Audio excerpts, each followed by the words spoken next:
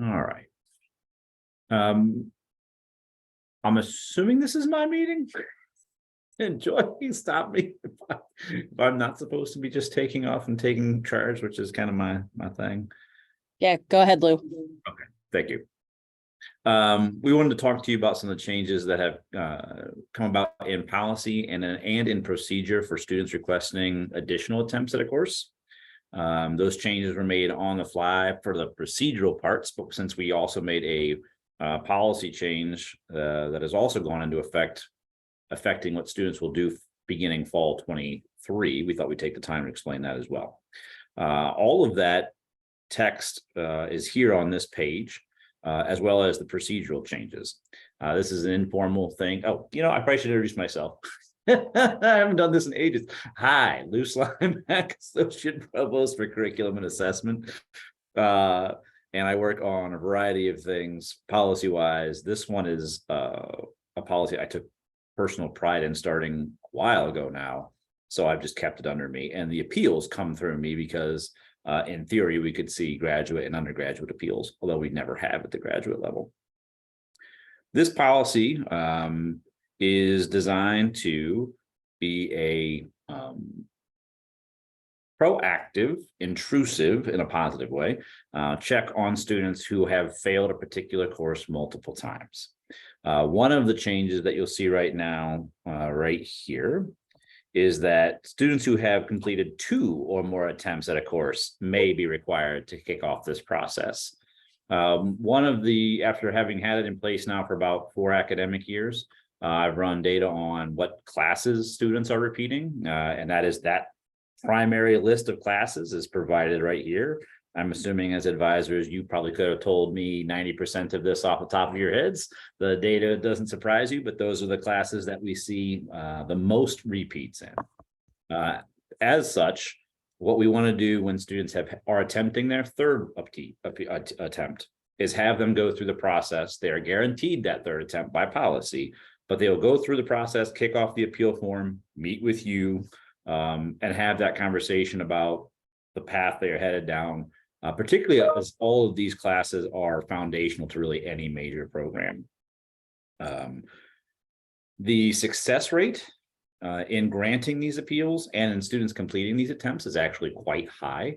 We grant about 85% of all the appeals you send to us. Very rarely do we not grant them. So don't feel like as you get into this process, either early or later, that students are not likely to be granted that appeal.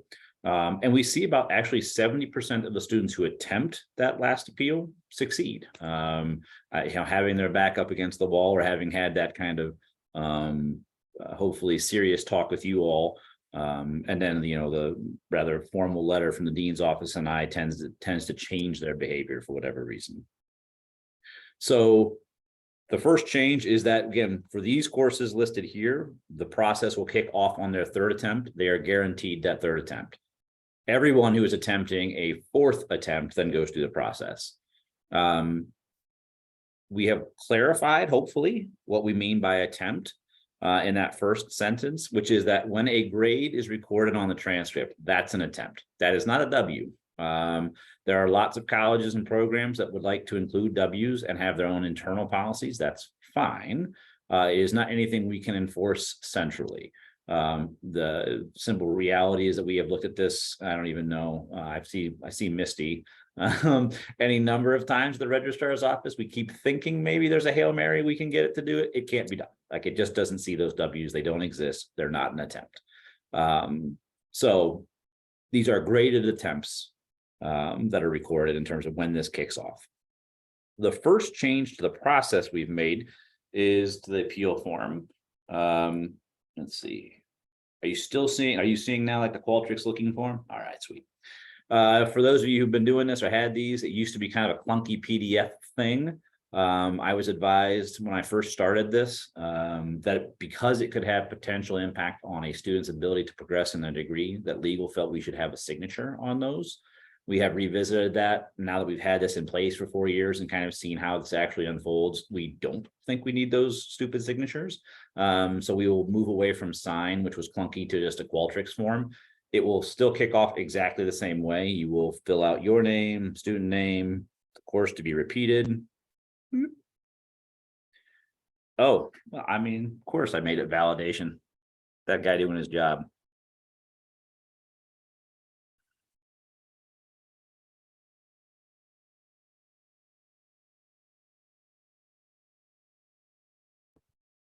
We will ask you how many previously graded attempts there are. If you get this wrong, there's no like penalty. I won't come back to you and yell at you, but this helps us when we first review it. Helps me when I first review it to know that I'm looking at one where they're guaranteed that attempt, and I can just essentially go ahead and say, yes, you will have this attempt, have that meeting, get your dean's office involved, get that performance contract in place, understand what that looks like, or this is something we have to evaluate. You've had your attempts. We feel one of the decisions that the dean's office and I have realized actually makes a difference to us is when the student is intending to take the course. If they're appealing in spring to take it by itself in summer is actually a very different decision for us. If they're appealing in spring to take it with 15 other credits in fall. So we're asking you again, we're not going to hold you to it. When does the student telling you they're intending to take that course? This is a new addition. We reviewed these forms with, I reviewed these forms with Joy Carr, the director of advising, some other advisors, and some dean's offices to change some things that we hoped would improve the process. This is one of the new elements we didn't ask for previously. And Joy, I'm going to throw a lifeline to Joy who can help me because I don't know what this means. Have you entered a note in degree works that documents what the what if scenarios were explored with the student? I'm assuming that means something to you all. Joy, do you want to explain what we're actually looking for there? So if I recall correctly, Lou, that is basically what happens if the student's not successful with this last attempt. So for a lot of students, that means a major change. Have they had that conversation? We recognize that for a lot of them, that might mean BIS, but there needs to be some evidence of some sort of parallel plan in DegreeWorks. That doesn't mean a fully blown plan in the plans tab. That means a note. Thanks, Joy. Does that make sense to everybody? Again, just so that we have made sure, one of the things that I feel like I often am telling the dean's office in my review is that I want the student to understand what happens if they fail, right? Like they are right at that tipping point. I think they're okay for another attempt. If they fail this fourth time, they've lost yet another semester. They've still got a year and a half, 2 years. Being like, I want to know that they know this is serious. This is where I'm going. We have a place to upload and attach a signed performance contract. I'm going to show you that separately. We've changed this part of the process also. We had been doing those. There was no really template and they were kind of attached separately or emailed separately. We're just going to do that all in one part of this process. What I will say now to all of you is that I don't have any ego on this particular process. I have revised it hopefully to make it easier for you all and more meaningful for you all and the students. So if you do this and you're like, this is stupid, why can't we do it this way? Please send me that email and just say exactly that. This is stupid. Why can't we do it this way? Because we can. There's no reason we have to do this any particular way. So you'll sign that. And just by then submitting it, once you click that and then hit this button to submit it, that appeal comes directly to me. I have a special folder set up that says course attempt appeals. It flags. I immediately take care of it and review it with your dean's office. That's the new form. Nope.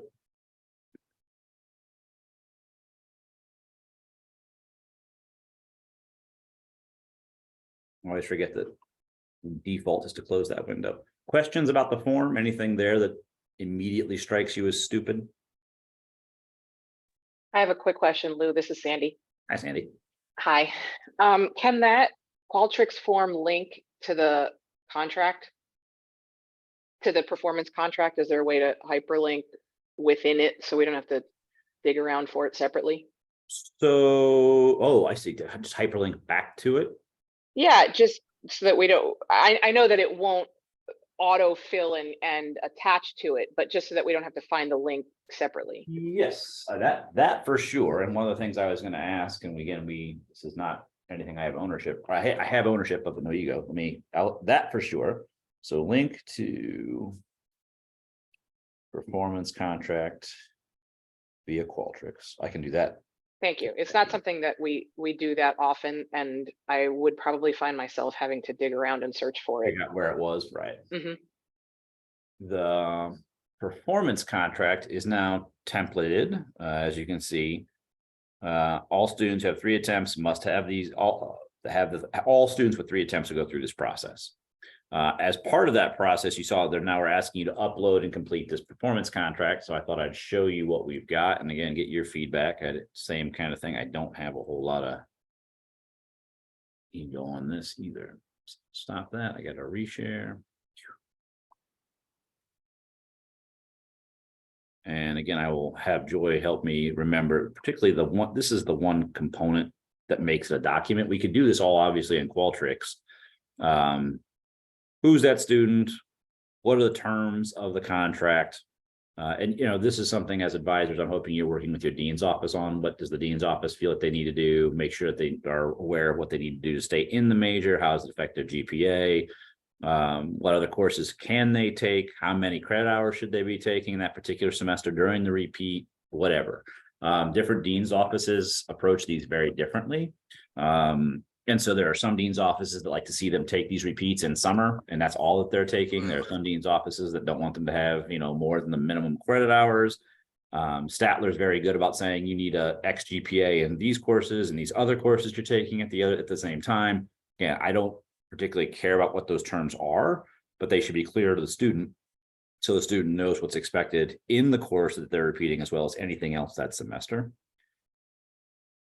We're asking for those other majors along with the degree works note, which helps when we hand that student off to another unit. We want that documented here. What are those other majors they have been discussed with them?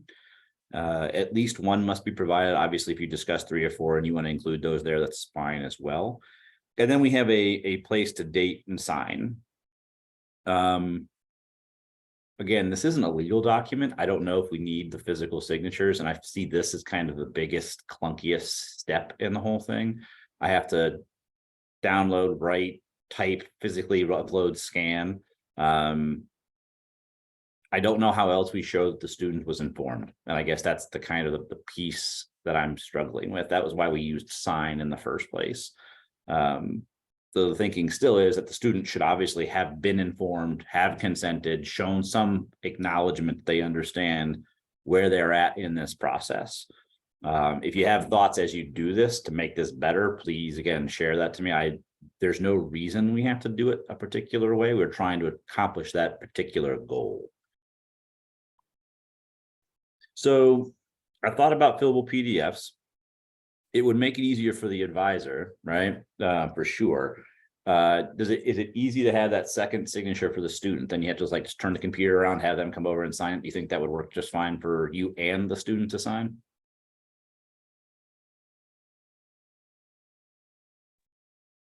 Lou, there's a sign function on Qualtrics. This is Chris Randall, by the way. We have it on one of our Statler Qualtrics forms. I just used it yesterday. A student signed it, literally signed his form with my trackpad at the bottom of a Qualtrics survey. Will. So maybe you could ask Sarah Lowry about that, because I'm sure she's the one that put the form together. That sounds amazing. The Qualtrics form, so I will check into that. Or if the student doesn't have Adobe, that was probably the issues. If we could do this all at one point in time and they can sign it virtually, that would be the best, because actually I could build the whole thing into the form and you're not going anywhere else for that stupid performance contract. The performance contract would just be part of what you filled out for the repeat. I will check that out, Chris. Thank you. Kathy Fletcher in ITS has been great with me over the years on Qualtrics support, so I will check that out this week or next. And let you know. I'll email Joy to email everybody else to let me know if I've been able to make those changes. So this is the part of the process I'm least thrilled about. So if there's a better way to do that, that would be amazing. All right. So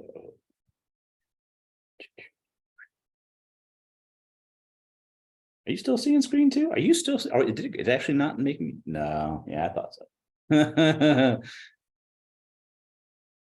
It said I was sharing it, but I didn't think that was the case. All right. Now you're seeing it, yeah? Yeah, okay, good. So that's kind of the sum of the changes. Again, nothing too crazy, but that we've added advisors into the step for that third attempt at these courses here so that we can have that meeting with students sooner. That the appeal form and the performance contract are now both mandatory for all of those appeals. Appeal form looks a little differently. I will totally see if I can get that performance contract folded into the appeal form itself. It would just be one thing. I don't see why that would be. I can't imagine why that's an issue, and I can't imagine why we can't do that. And then on the back end of this process, again, we don't have a formal workflow at the university, something that Evan and I both complain about all the time. So what happens on the back end, you send it to me, I review it with your dean's office. And then I will send the student and then typically copy you the decision letter. It says, yes, you've been approved for a final attempt. Please meet again with your advisor to provide the repeat attempt or whatever, the override, or no, you haven't.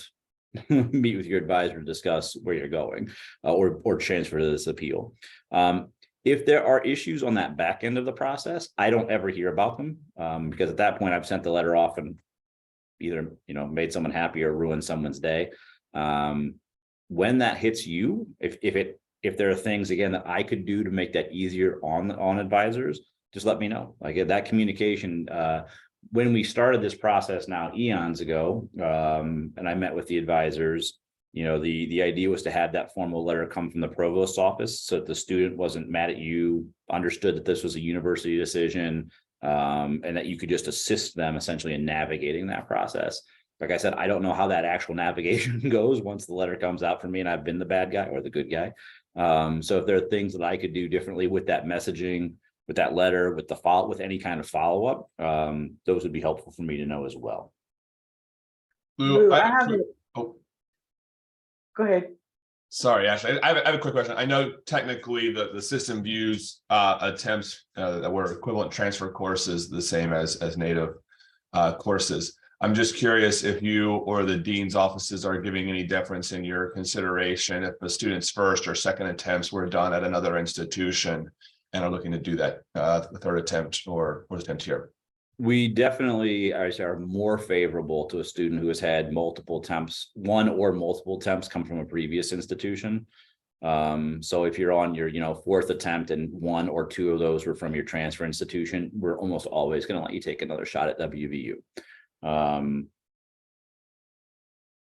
Janie, yes, this process has always been in place at Potomac State. As far as I know, the approval would go to your dean. Yeah.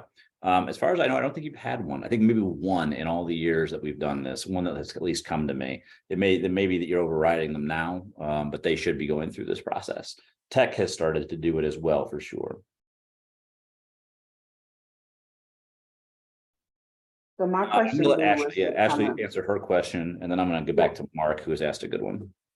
So my question was more about after the process, after the form has already been submitted. One thing I do, I'll commend Taylor and his team about with the requests that we submit for like transient forms or AP requests, they have that comment section. So as things are updated or if, there are issues with the form or anything like that, we can put that in there. Is that something that could be applied? So it's not necessarily just another message or just another email saying that your form has been completed. It's kind of like a log for each request that's submitted for this. That way we kind of have a way to also go back and reference it if there are changes that need to be made. That doesn't require us to take any additional steps. That's that complaint about workflow, as far as I know, Ashley. I don't know an Okay. easy way to do that. Let me, you can update forms in Qualtrics post submission. So what I would need to do is check and see if I can give you an auto generated link to do essentially that, to open it back up and then update anything. Let me look. So we would want a post completion retake link generated. I am, it's again, as I complain about this all the time, I am promised that there's a full university workflow product coming in ERP. And all of these homemade processes will disappear at that point, and I'll be out of a job probably. That'll be all right. So if that happens, it'll be a lot better at that point in time, but I will have to see if I can do anything now in the short term to let you go back in and update those things. So Joy, Yes. are advisors typically creating a performance contract prior to this change if the student was not on academic foundation? Is that a question to the advisors or to me? Yeah, I feel like one of the new-ish pieces of this for some of us will be that for students who were not already on academic probation, some of us may not have actually been doing a performance contract with them if their GPA was okay, but they were just not making this benchmark. So I'm just curious if the community, generally speaking, were already using performance contracts if students weren't, below a 2.0, and it looks like some are. The units that have the highest percentage of these, which is Statler 1, Eberly 2, like neck and neck, and then some in Chambers and Davis do.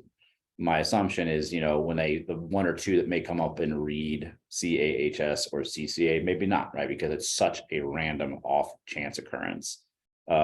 We just made that procedural change because we saw so much benefit to the students in those units that had all the repeats that we want just everybody to have gone through that with their students.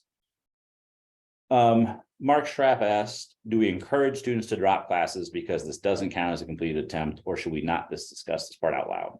What I will say from my perspective is that advisors hopefully know how to advise students on when to drop classes, when to proceed. Like that's part of your knowledge base and not mine. There are considerations of financial aid, there's considerations of degree completion, all of those other things that I don't pretend to know more than you, but you do. From an attempts standpoint, again, but I'll go back to what I said in the beginning, Mark, we by and large grant these, right?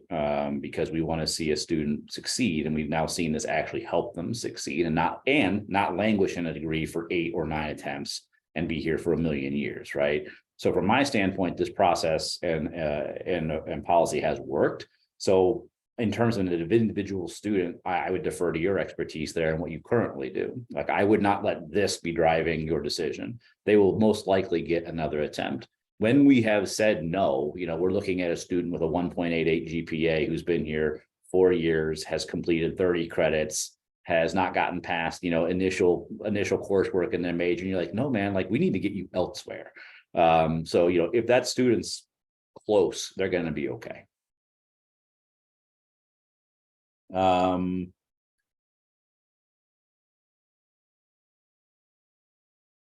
Yeah, Amanda Baker asked if we need to go through the tech. Yes, they have been coming to me. I go to your dean. I've had a few come to me from the BHSS side of the house at Tech this year for the first time, but all of them at Tech should, as well as at Potomac State. Smaller student base, odds are you see a lot fewer of these than we do. But yeah, they should go through this process, fill out the form. I will be then in communication with Phil at Potomac State, and then either Scott or Tamara at Tech.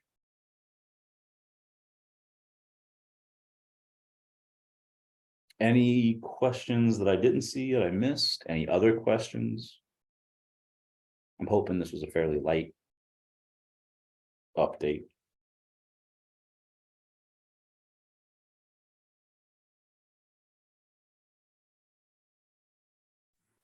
Lou, this is Kit over in class. So I don't know how exactly to phrase this. I am not a computer genius, but I know that one of the things that Freddie was most concerned about is that we're filling out 2 different forms. It's like, Yeah. Is there not a way to streamline this where the course attempt appeal form and the performance contract are somehow connected and all fillable online? Yeah, that was what Chris Randall was actually giving me. Yeah, I thought I- it was still staying separate. No, I think I can fold this all into one form. I love that. Yeah, Okay. that'll be my Just goal next week or 2. I Okay. know these for summer, these typically kind of start slow now and then exponentially increase about July, July and August. So I will have that done before we see any real increase in these, for sure. Yeah, if Statler's got that done, there's no reason I can't fold that into the current form. So it's just all one thing for you to do. So that was my concern too, and it wasn't even gonna affect me. Jeanette asked, will the additional temps be covered by financial aid and CPAS? Do I have any registrars people who can explain that? I don't know. It was direct to me, actually, Misty. What is the question again? I'm Are sorry. the additional attempts covered by financial aid or CPAS? I think, and I don't know if there's any financial aid people on here. It's, and I feel like I should know this by now. Fs, I feel like if they get a grade of F, and they repeat, then it is. I feel like if it's a D, if their first attempt was a D, they get 1 repeat, but I would want to follow up on that. Okay. But I believe that to be true. Yeah, Michelle Poland thinks you're accurate on that, Misty. Yeah, I We feel can like confirm that's, that. That squares with what I think, but I said that is not my expertise, so I'm always hesitant to wander in there. This new form is for just one class at a time, is that correct? So if they have multiple courses that they're appealing? Correct. Yep, you'd send them off separately. Although that seems kind of stupid, doesn't it, Brandon? Now that you brought it up, if I'm making a decision with your dean's office and they needed to retake 2, why would I make you fill out 2 forms? I'm not going to approve one and the other. Well, actually, what we would do is potentially approve one first and then the other, but I would still want to know about both of them on the same form, right? Let me make that change as well. Okay, because I just got one that came through and your email to the student only looked like it approved 1. And so I just made the assumption that both were approved because the communications you had with the student. Okay. So modify to permit multiple repeat requests. Yep, I think that's, again, that's just stupid. Again, easy to fix. Any other questions?